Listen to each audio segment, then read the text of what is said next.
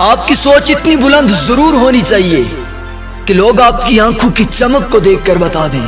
کہ یہ کسی عظیم منزل کی جانب رواں ہے۔ آپ کے تخیلات کی دنیا، آپ کے تصورات کی دنیا اس قدر بلند ہونی چاہیے کہ آپ کے ساتھ چلنے والا قافلہ بھی کہے کہ اگر اسی عظیم انسان کے ساتھ چلتے رہے تو ایک دن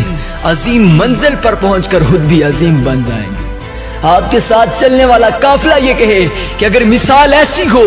تو ایک دن ہم بھی کسی کے لیے مثال بن جائیں گے۔ اگر آپ کے ساتھ چلتے رہے تو ایک دن ہم بھی اڑنا سیکھ لیں گے۔ اگر آپ کی سوچ بلند ہوئی، آپ کا خواب بڑا ہوا تو ایک دن یہ خواب حقیقت میں بدلے گا، اور ایک دن یہ بڑا خواب آپ کو بھی کسی بڑی مسند پر بٹھا کر جائے گا، کیونکہ جو خواب کھلی آنکھوں سے دیکھے جاتے ہیں ایک دن وہ خواب حقیقت کا روپ اپناتے ہیں۔ اور استاد محترم قاسم علی شاہ فرماتے ہیں کہ ایک دن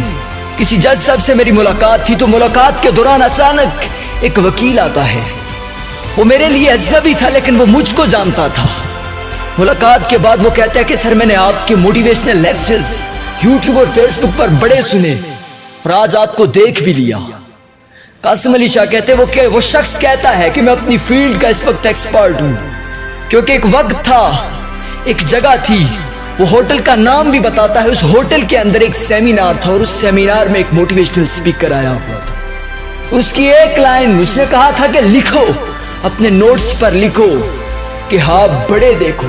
کیونکہ خواب حقیقت کی شکل اپناتے ہیں۔ وہ شخص کہتا ہے کہ یہ لائن لکھنے کے بعد میں نے خواب دیکھا تھا کہ میں ایک دن وکلا کی انڈسٹری میں اپنا نام بناؤں گا۔ آج ان وکلا میں سے میں ممتاز بن چکا ہوں۔ استاد محترم قاسم علی شاہ کہتے ہیں کہ اسی سیمینار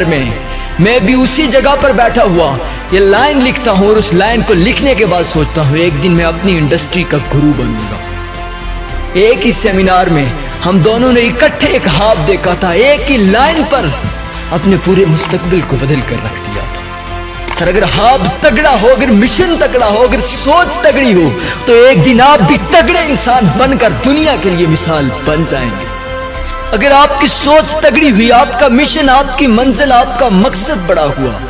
آپ کا کردار، آپ کا اوصاف عظیم ہوا، تو آپ اس دنیا سے جانے کے بعد بھی لوگوں کے سینوں میں، لوگوں کے دلوں کی دھڑکن بن کر دھڑکیں گے۔ اور مولانا جلال الدین رومی کہتے ہیں کہ جب آپ اس دنیا سے جانے لگے تو آپ نے فرمایا تھا کہ میں اس دنیا کی مسند سے اٹھ کر لوگوں کے دلوں کی مسند پر بیٹھنے جا رہا ہوں، اور یاد رکھیے گا کہ مسند پر جب بھی کوئی بیٹھتا ہے تو بڑا شخص بیٹھتا ہے، اور بڑا شخص وہی بنتا ہے جو اپنے کردار اور اپنے اوصاف میں بڑا ہوتا ہے، جو بڑی منزل اور بڑے مشن کا مسافر ہوتا ہے۔ سقراط کو زہر کا پیالہ دیتے وقت بادشاہ شاید یہ سمجھ چکا تھا کہ سقراط آج اس دنیا سے چلا جائے گا، سقراط نام و نشان ختم کر کے اس دنیا میں ختم ہو جائے گا، لیکن سقراط نے زہر کا پیالہ پکڑ کر بادشاہ کو یہ پیغام دیا تھا کہ میں آج سے ایک نئی زندگی جینے جا رہا ہوں۔ تم زہر پلا کر شاید بچ جاؤ گے لیکن حقیقتاً بچ نہیں پاؤ گے، میں مر کر بھی امر ہو جاؤں گا، اور تاریخ اٹھا کر دیکھی جائے گی، سقراط پھر بھی زندہ ہوگا۔